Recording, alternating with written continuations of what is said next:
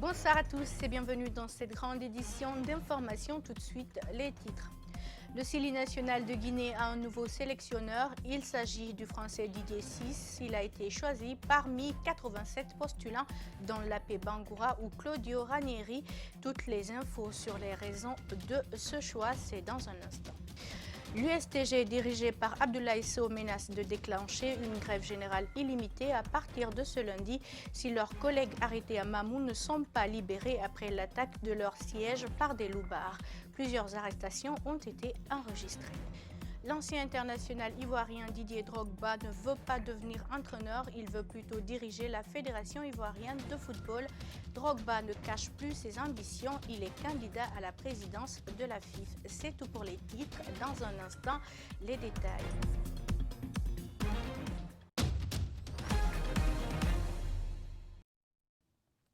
C'est fait, c'est officiel, la page Paul Put est définitivement tournée à la tête du Sili de Guinée. Didier Ciss a été choisi parmi 87 postulants. Il s'est engagé pour 3 ans avec la Foot qui par la même occasion a dévoilé les critères de sélection et les objectifs assignés au nouvel entraîneur de l'équipe nationale de football. Idrissa Diallo, Mamadou Sadio Baldé, Mamadou Boiba et Abou Okoria Kourouma nous signent ce compte-rendu suivi. Arrivé en tête avec 9 points sur les 5 entraîneurs qui ont effectué le déplacement sur Conakry pour présenter leur projet, Didier Ciss est désormais le nouveau sélectionneur du Sili national. C'est le président de la commission de recrutement qui a annoncé la nouvelle. Au vu de tout ce qui vient d'être dit et des notes qu'on vient de vous donner, M. Didier Ciss a été élu entraîneur du Sili national de Guinée. Il va s'engager dans les prochains jours pour une durée de 3 ans avec la Guinée. Il aura pour mission de qualifier le Sili national à la prochaine Coupe d'Afrique des Nations de football en 2021 et à la Coupe du Monde en 2022 au Qatar. Il aura la tâche de visionner ces compétitions qui vont être jouées ici, non seulement sur le plan local, mais aussi nos joueurs qui sont à l'extérieur. Il aura cette possibilité de faire des déplacements pour visionner certains footballeurs guinéens évoluant à l'étranger. Convaincu par le projet de l'entraîneur français, le directeur technique national donne les raisons qui ont pesé en faveur de l'ancien international français. Il y a beaucoup de paramètres qui sont rentrés en ligne de compte, mais ce qui a beaucoup surtout prévalu au choix de Didier, il y a d'abord le vécu acquis en expérience, mais aussi il a présenté un projet sportif qui nous a intéressés, qui était le profil de nos ambitions, à savoir garantir l'avenir du football guinéen. L'ancien sélectionneur de l'île Maurice et du Togo n'a pas un palmarès riche. Il était au chômage depuis près de 5 ans. Sur les 17 préalablement sélectionnés, seulement 5 entraîneurs sont venus défendre leur projet. Mais qui est réellement Didier Ciss, le nouveau sélectionneur de la Guinée? Quels sont ses exploits en tant que footballeur et quel est son parcours d'entraîneur? Réponse, c'est dans ce commentaire signé Abdoulaye Sadio Diallo.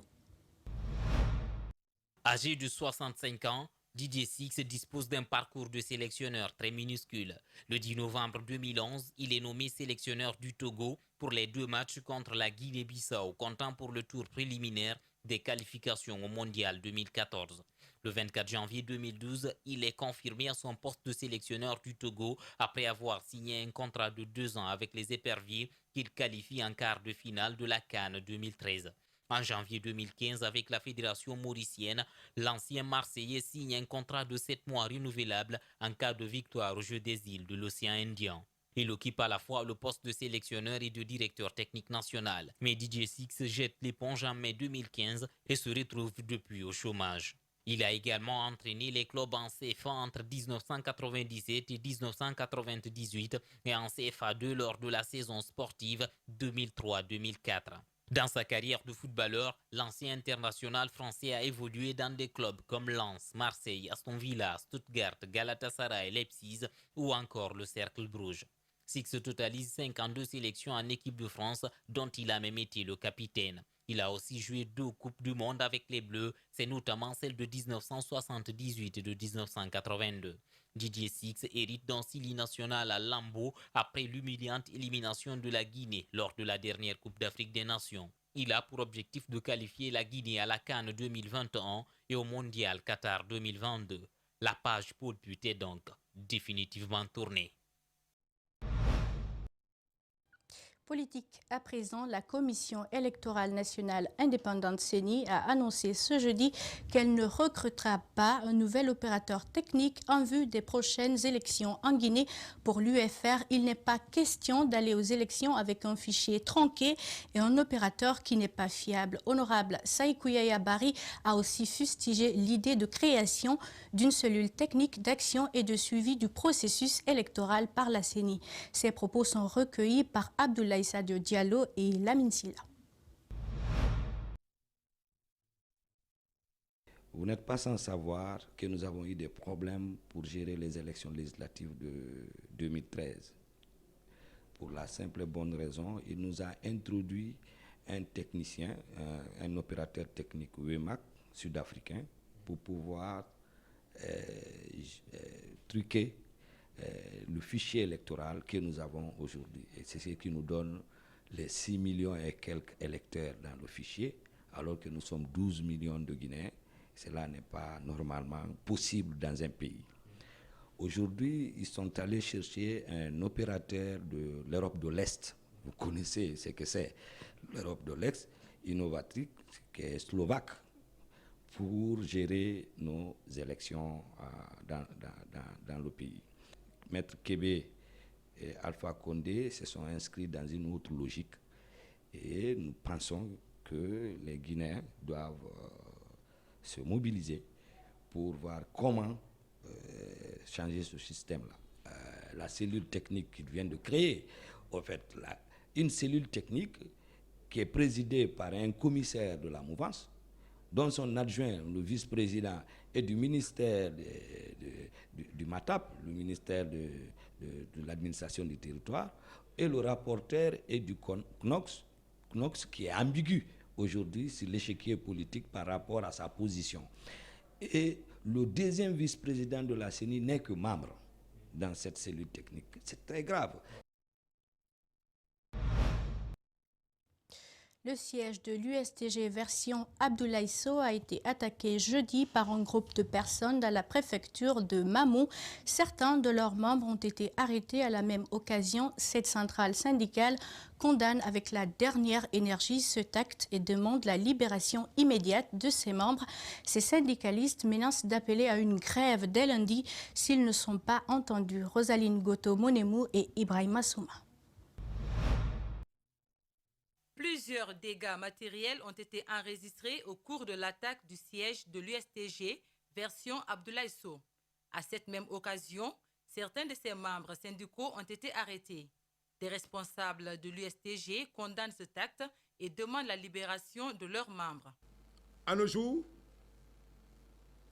nos camarades sont en train de croupir dans la prison civile de Mamou. Le bureau exécutif national de l'USTG condamne avec la dernière énergie cet acte ignoble et barbare. Il exige la libération immédiate des camarades syndicalistes et la restitution de son siège. Si ces responsables syndicaux arrêtés ne sont pas libérés, cette structure syndicale projette d'aller en grève la semaine prochaine. L'USTG, par ma voix, s'engage à partir de maintenant, de déclencher, à partir de la semaine prochaine, une grève sur toute l'étendue du territoire national si nos camarades ne sont pas libérés. Selon notre interlocuteur, ceux qui ont posé ces actes seraient soutenus par les autorités. Nous savons que c'est une récurrence et qui est aujourd'hui occasionnée, soutenue par le pouvoir en place, qui aujourd'hui, malgré notre position de neutralité, l'Union syndicale des travailleurs de Guinée, version Abdoulaye Sow, lance un appel à toutes les fédérations affiliées à elle à se tenir prêtes pour une éventuelle manifestation la semaine prochaine si toutefois ses membres ne sont pas libérés d'ici là. La deuxième étape de la formation des acteurs de l'éducation a été lancée ce jeudi dans les 4 régions naturelles de la Guinée. Elle constitue la mise en œuvre du processus d'identification par le personnel d'appui, comme annoncent les DSEE. Directeurs d'école et enseignants en situation de classe reçoivent des fiches sur lesquelles ils pourront noter leurs difficultés dans l'exercice de leurs fonctions d'enseignants et d'encadreurs. C'est une initiative du ministère de l'Éducation nationale, Ouminatou Sidibé et Tierno Sadouba. Cette seconde étape, qui peut être considérée comme une évaluation du niveau de compétence de chacun, va permettre aux formateurs de non seulement détecter les insuffisances de chacun, les catégories et les adapter aux différents modules de formation. Nous avons fait passer le test aujourd'hui aux enseignants et aux directeurs d'école et aux DSE de Mamou. Nous avons récupéré les copies et nous sommes actuellement sur la correction et le dépouillement de leur production. Il faut prendre chaque enseignant, il faut prendre chaque directeur d'école, il faut prendre chaque DSE, lire sa production et voir s'il a vraiment répondu au rôle et aux responsabilités qui lui sont dévolues. Mamadou Saliou Bari, enseignant, a des problèmes en mathématiques. Pour lui, cette initiative va l'aider à corriger ses difficultés. Bien, réellement parlant, j'ai des difficultés. Je ne veux pas dire que je n'ai pas de difficultés. Surtout au niveau des mathématiques, c'est là où j'éprouve assez de difficultés. Tel genre d'initiative, ça tombe bien. Nous sommes très optimistes de ça. Le projet est initié par le ministère de l'Éducation nationale avec l'appui de la GIZ. En ouvrant les travaux, le ministre Maurice Angari a exhorté chaque participant à donner le meilleur de lui-même pour la réussite du projet. Eh bien, la GIZ, qu'il faut féliciter, s'est engagée à couvrir sa zone d'intervention qui concerne 4 régions administratives, Kindia, Mamou, Farana et Labé, dans le cadre de l'éducation de base. Et nous aussi, nous avons identifié des enseignants titulaires qui avaient éprouvé des difficultés dans l'enseignement dans leur classe. L'étape va durer 4 jours et sera suivie de la formation proprement dite des enseignants au cours des semaines qui suivent. Dans le même cadre, ils ont fini leur formation au Maroc depuis plus d'1 an.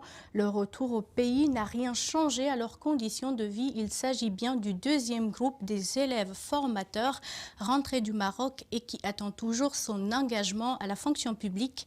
L'arrêté et les matricules de ces élèves formateurs seraient déjà au ministère de l'Emploi, de l'Enseignement technique et de la formation professionnelle depuis le mois de juillet. Mamadou Kalisso et Alucine Camara. Ces élèves formateurs, au compte des écoles régionales des arts et métiers, courent toujours derrière leur matricule. Ce vendredi matin, ils étaient encore devant leur département de tutelle. Mais comme d'habitude, on leur a demandé de patienter. Sachez que la patience a une limite. Quand tu dis, à chaque fois tu répètes la même chose à la personne de patienter, et que cette personne arrive à patienter pendant 1 année et au-delà de cela, je vois qu'aujourd'hui nous ne pouvons plus patienter. Nous sommes vraiment ici dépassés et nous voulons vraiment ici rentrer en possession de nos matricules et de ces arrêtés. L'arrêté de leur intégration à la fonction publique et leurs matricules sont déjà disponibles depuis juillet au ministère de l'Emploi, de l'Enseignement technique et la formation professionnelle. Ces élèves formateurs expriment leurs craintes. Actuellement en Guinée, quelqu'un qui est engagé, automatiquement ici le budget confirme que cette personne doit être payée le même mois. Et aujourd'hui ici, ces arrêtés sont là encore camouflés dans leur bureau. Et comprenez par là ici qu'il y a une magouille qui se passe. Peut-être qu'ils sont en train ici de se partager, c'est-à-dire nos salaires, et ils refusent de nous remettre nos arrêtés. Le département de l'enseignement technique contacté n'a pas souhaité s'exprimer sur le sujet. Présentation du rapport de simulation de riposte contre l'épidémie d'Ebola.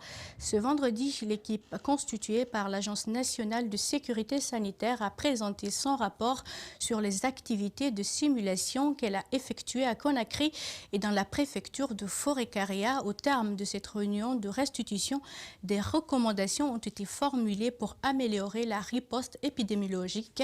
Abdourahmane Ba et Aboubakar Dine Camara pour le reportage. Après la terrible désolation qu'a laissé Ebola en République de Guinée, l'Agence nationale de la sécurité sanitaire a retenu une leçon. Prévenir vaut mieux que guérir.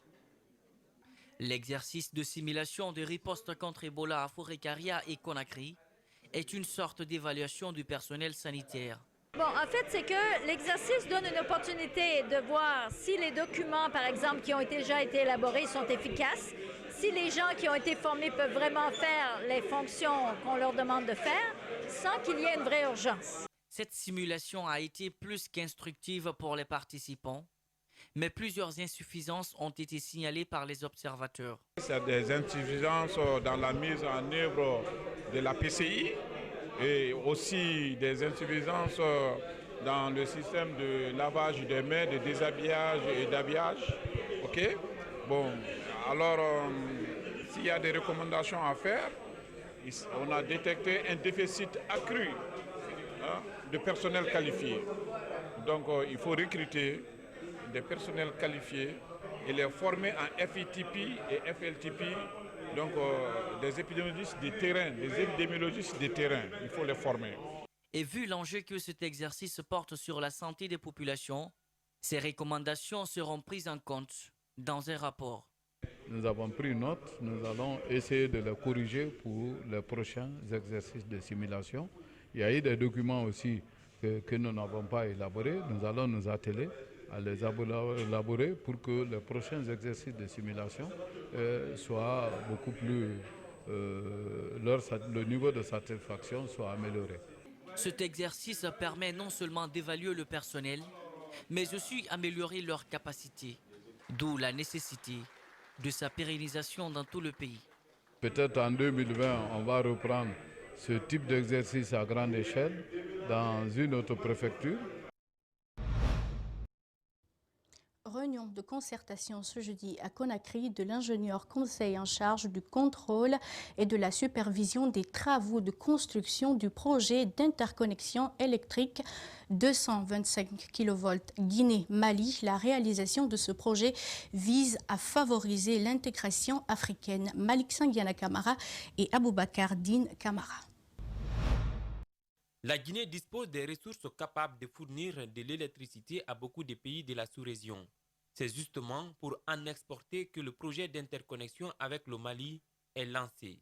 Les ingénieurs en charge du contrôle de la supervision des travaux de construction se concertent avant le démarrage du projet. Permettre donc au marché sous-régional qui est en train de s'installer, que la Guinée soit interconnectée, la Guinée qui deviendra en ce moment le réservoir énergétique de la sous-région. Cette initiative d'interconnexion électrique Guinée-Mali rentre dans les visions de développement des gouvernements des deux pays, mais aussi de la CEDEAO. Une manière de rendre effective l'intégration africaine. Effectivement, cette interconnexion va beaucoup aider le Mali. Comme vous savez, la Guinée a beaucoup de sources hydroélectriques et beaucoup de barrages. Et nous allons profiter de ces sources-là pour qu'au Mali, nous aussi, on puisse avoir de l'électricité à partir de l'interconnexion de la ligne que nous allons construire. Donc, cette ligne-là vient permettre donc, à la Guinée d'avoir encore un potentiel un potentiel plus élevé pour vendre davantage et aussi à certains moments profiter de la production d'autres pays. Les études de faisabilité financées par la Banque africaine de développement, la ligne d'interconnexion Guinée-Mali va favoriser la desserte en électricité de plusieurs localités de la Haute-Guinée et de la Guinée forestière qui seront traversées par la ligne. La mise en œuvre de ce projet permettra également à la Guinée d'exploiter de manière viable et durable son important potentiel hydroélectrique à travers la réalisation du complexe Wapiti, Amaria, Koumi, pour ne citer que ceux-là. Et puis, don d'un important lot d'équipements au ministère du Plan. Il s'agit d'engins composés de 18 pick-up, de 5 Prado et de 2 Toyota Land Cruiser. Un lot d'ordinateurs, d'imprimantes et leurs accessoires ont également été offerts au ministère du Plan et du Développement économique. Le PNUD, la BAD sont les partenaires qui ont conjointement financé ces dons qui avaient lieu au Palais du Peuple. Mamadou Sadio Baldé et Abou Koria Kourouma. Les 25 véhicules et leur kit d'entretien et surtout le matériel informatique constituent une conjonction de 2 facteurs qui permettent la réalisation des objectifs que le département du plan s'est fixé. L'élaboration du futur plan sera conjointement lancée. Pour le moment, c'est la physionomie des programmes d'investissement qui retient les attentions. On aura à un instant T la physionomie de tout ce qui est programme d'investissement. C'est-à-dire qu'il y aura une liaison entre le plan et les départements sectoriels à travers les BSD. Avec ce matériel, l'arrière-plan est largement pris en compte dans le développement intégré. Le département ne perd pas de vue le long terme dans sa vision. Donc les schémas régionaux de développement vont nous permettre d'avoir une approche beaucoup plus intégrée, mais aussi sur le plan spatial du développement en Guinée. Le directeur national des investissements et ses cadres peuvent à présent se rendre aisément sur le terrain pour assurer un contrôle et ne pas se contenter des rapports souvent gonflés. Un meilleur suivi entraîne une meilleure programmation parce qu'on ne va plus nous mentir qu'on a atteint un taux d'exécution élevé alors que la réalité sur le terrain c'est autre chose. Les partenaires financiers ne regrettent pas la fusion des énergies. Seulement, ils attendent du gouvernement des résultats concrets sur le terrain. Une planification régionale qui mobilise les élus, les acteurs, les forces vives de la nation dans tous les départements, et puis une capacité à planifier au plan local, à faire remonter l'information. Et que chaque bailleur, avec son avantage comparatif, puisse jouer la plénitude de sa responsabilité qui est d'accompagner durablement les différents pays que nous soutenons. Les clés de 25 véhicules dont 18 pick-up, 5 Prado et leur kit d'entretien ainsi qu'un lot d'ordinateurs, d'imprimantes et leurs accessoires sont livrés. L'inspection régionale de l'action sociale a procédé ce jeudi à la remise des kits scolaires et professionnels aux enfants migrants et vulnérables. L'objectif est de freiner ou du moins de diminuer le flux des migrants guinéens. Djibril Ba, Mamadou Saliouba, Ibrahim Assouma. Pour la rentrée scolaire, ces enfants migrants et vulnérables n'auront rien à acheter. Sacs, cahiers, ardoises, stylos, tenues scolaires, ils ont tout reçu. Le représentant du gouverneur de la ville de Conakry qui a ouvert la remise dit être sûr que de tels actes contribueront à réduire le taux de migrants guinéens. Même si ces kits-là n'indiquent pas le fléau, c'est quand même un signe pour dire que les autorités du pays et l'UNICEF, à travers ses correspondants, sont là pour nous aider à lutter contre le phénomène migratoire. 60 enfants migrants et vulnérables ont bénéficié de ces kits scolaires. Mais ils ne sont pas les seuls. Alpha Omar Diallo lui voulait partir en Europe. Bloqué et maltraité en Algérie, puis retourné au pays. Et comme pour 10 autres migrants retournés, il a reçu des outils, de quoi gagner sa vie. Grâce à eux, j'ai eu des matériels pour travailler. Je voulais faire l'électricité mécanique. Je voudrais faire électricité mécanique pour gagner un peu d'argent et puis pour rester ici. À l'origine de ce programme, l'inspection régionale de l'action sociale, accompagnée par l'UNICEF et le Royaume-Uni. C'est juste une façon pour nous de renforcer la capacité de ces enfants pour qu'ils puissent rester au pays, préparer très bien leur vie au pays, au lieu de s'aventurer à faire des aventures, sortir en aventure ou bien risquer leur vie dans le désert ou dans la mer. À travers ce programme, l'inspection régionale de l'action sociale compte freiner ou du moins atténuer la migration irrégulière. La remise des kits va se poursuivre jusqu'à la fin du mois de septembre.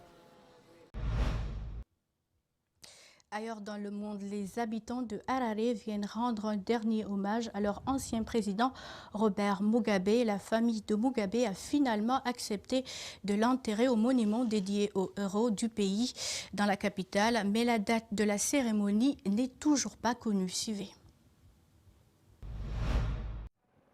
Longtemps attendu avec impatience, voici enfin l'hélicoptère qui transporte la dépouille de l'ex-président Mugabe. Accompagné par des pas de danse, portés par des hommes en uniforme. Au stade Rufaro, des milliers de personnes attendaient ce moment avec impatience. Un moment de recueil avec les proches, dans le silence, puis l'accès est ouvert au public pour un dernier hommage. Sonné, mais content de pouvoir enfin s'approcher du cercueil de celui que l'on considère comme le héros de l'indépendance du Zimbabwe. De la tristesse, Robert Mugabe sera inhumé au monument dédié aux héros du pays dans la capitale. Sa famille a donné son accord. La date n'est toujours pas connue.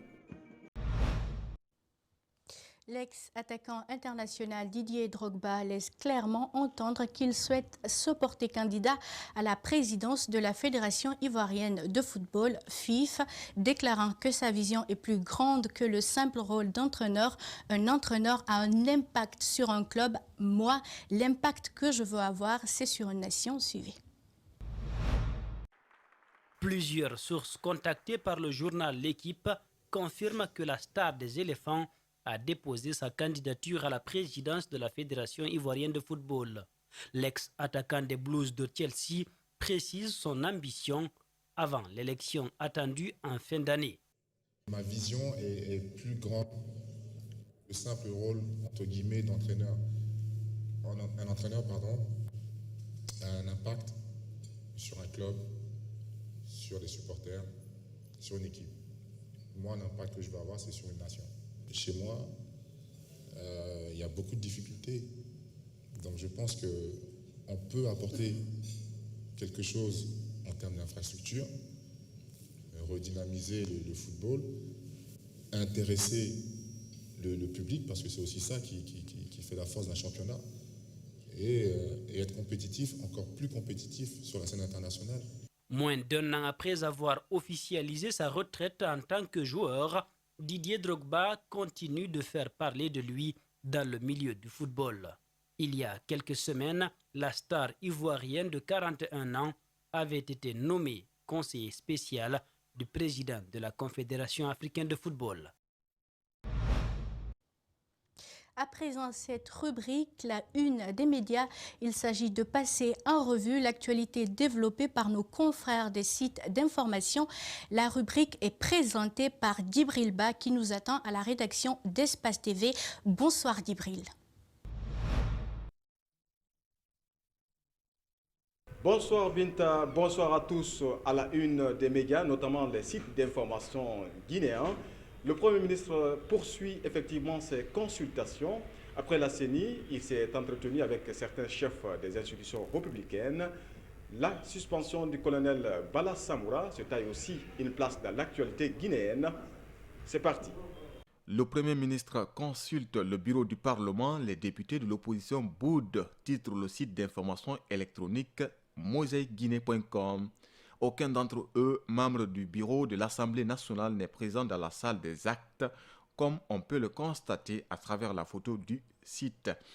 Les femmes du FNDC chez la coordination Halipoulard à Conakry, ces femmes qui ont su transcender les clivages politico-ethniques qui gangrènent actuellement la Guinée, étaient allées se plaindre et réaffirmer aux sages du Fouta leur opposition catégorique à tout projet de nouvelle constitution ou de troisième mandat pour Alpha Condé, l'actuel chef de l'État guinéen, rapporte guinématin.com.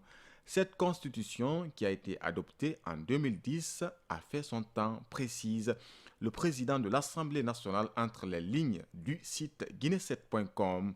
Le débat sur le problème de la constitution a été trop passionné alors que nous sommes confrontés à un problème réel. Il n'y a pas un seul pays, dit-il, au monde où on adopte une constitution pour l'éternité. Ces propos sont soutenus par ceux du chef de l'État qui précise que les États-Unis ont déjà eu 27 constitutions, comme on peut le lire sur guinenews.org. Alpha Condé, depuis le pays de l'oncle Sam, affirme que le monde évolue. Il est normal de comprendre ce que le peuple veut. Cela n'a rien à voir avec une élection. Entre-temps, la ribambelle des consultations qui fait la une de la plupart des sites électroniques se poursuit. Rabiatou Serra, chez le Premier ministre, la révision constitutionnelle, le sujet qui gêne, titre guinée114.com. Nos confrères nous font savoir que l'ancienne présidente du Conseil national de la transition, qui avait adopté la Constitution actuellement décriée par le pouvoir, a préféré ne pas dire sa position aux journalistes. Le contenu des consultations, le Premier ministre doit rendre compte au chef de l'État, donc c'est dire que nous ne pouvons pas a priori mettre ça sur la place publique, a souligné Hadji Rabiatou Serra Diallo. Le médiateur de la République a dit à Guinée 114 d'apporter sa contribution à la réflexion visant notamment à doter le pays d'une nouvelle constitution. Pendant ce temps, à Kouroussa, un mouvement est né pour dire non à un troisième mandat et à un changement constitutionnel selon guinépanorama.com. Ce nouveau mouvement crée déjà la panique dans la commune urbaine, précise le site. La CENI, après l'acquisition des équipements de pointe, ne recrutera plus un opérateur technique international. Vu tous les progrès de la logistique électorale guinéenne, il n'était plus nécessaire de recruter un opérateur technique international, surtout que tous les opérateurs ayant servi en Guinée ont dû recruter un opérateur local dont le rôle s'est réduit désormais au recrutement, à la formation et au déploiement des agents de saisie, a-t-on appris sur guinématin.com. Le commandant de la région de Conakry, Bala Samoa, suspendu, il serait reproché au colonel de s'exprimer à la presse sans avoir reçu l'autorisation de son hiérarchie, indique guinenews.org. Sport, la Guinée tient son nouvel entraîneur. Il s'agit du technicien français Didier Six, qui remplace donc Paul Put à la tête du suivi national. L'ancien joueur d'Aston Villa, Didier Six, prendra donc les rênes de l'équipe guinéenne en remplacement de Paul Put, limogé après la CAN 2019. C'est tout pour la revue de la presse. À bientôt. Merci Djibril et c'est tout pour ce journal à tous. Merci de l'avoir suivi. Passez d'excellents moments en notre compagnie. Au revoir.